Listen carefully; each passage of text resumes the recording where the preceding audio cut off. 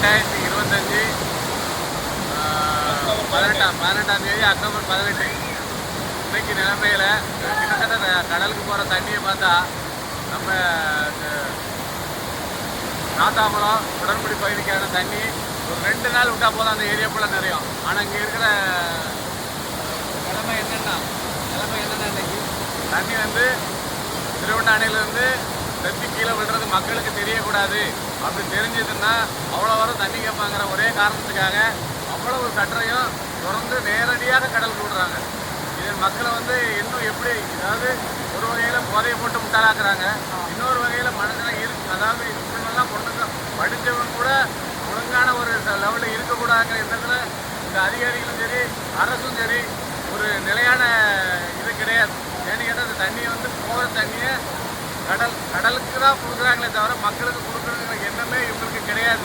வாழ்வாதாரத்தை க்ளோஸ் பண்ணி இந்த ஊரை காலி பண்ணி கொடுக்கணுங்கிறது எண்ணத்தில் இவங்க செயல்படுறாங்கன்னு நினைக்கிறேன். ஆனால் இது வந்து ரொம்ப ஒரு மோசமான செயல், அதாவது திருடுறதோட மோசமானது. அந்த லெவலுக்கு போயிட்டு இருக்கு. தண்ணி இந்த ஒரு நாள் தண்ணி விட்டா கூட போதும். இதையே சேமித்து வைக்க தெரியாது ஒரு அரசு. இலவசம் குடிகாரனுக்கு துட்டு, இடிச்சு சட்டவனுக்கு துட்டு இதெல்லாம் கொடுக்குது. ஆனால் எங்களுடைய வாழ்வாதாரம் வீணா கடலுக்கு போகுது. எங்கள் கண்ணு முன்னாடி பாருங்க எவ்வளோ தண்ணி. எங்களுக்கு 3 நாள் விட்டா போதும். 3 நாள் விட்டா வைரம் தருவ, ஒரு 10 நாள் விட்டா புத்தந்தர் வரைக்கும் நிறைஞ்சு போவோம்.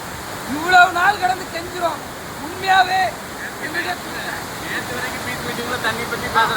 இந்த மாசம் ஃபுல்லா தண்ணிக்கு கேட்டுட்டே தான் இருக்கும். ஆனா எங்க குரலுக்கு ஒரு சாய்ப்பு கிடையாது. மக்கள் பிரதிநிதிகள் அங்கதான் இருக்காங்களா இல்லையாங்கிறதே தெரியல. ஆமா, இல்லாட்டி என்ன எங்களுக்கு வேற வழியே கிடையாது. எங்களை நீங்க மனிதர்களாவே நினைக்கல. இதுதான் உண்மை. அரசும் சரி அரசு அதிகாரிகளும் சரி தயவு கூர்ந்து உங்க தலைமுறைக்கு நாளைக்கு இப்படி ஒரு நிலைமை வந்துடக்கூடாதுன்னு நாங்கள் போராடுறோம்.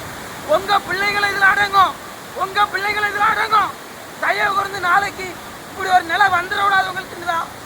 எங்க வறட்சி பகுதியை கடலூர் உட்புகுந்து கிட்னி சட்னியாகி வேறுது.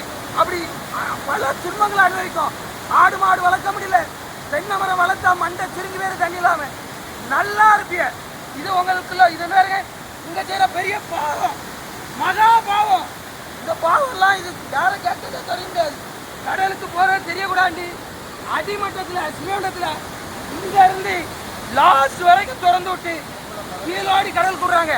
மேலோடி போனா நாங்க உயிரை விட்டுருவோண்டு கீழோண்டி விடுறாங்க. நாங்க முட்டாள்கள், நாங்க அடி முட்டாள்கள்.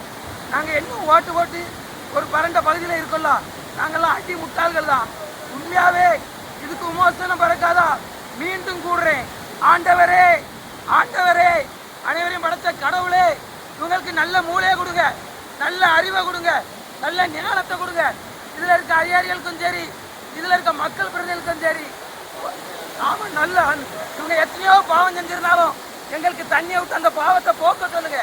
ஆண்டவரே ஆண்டவரே கடவுளே.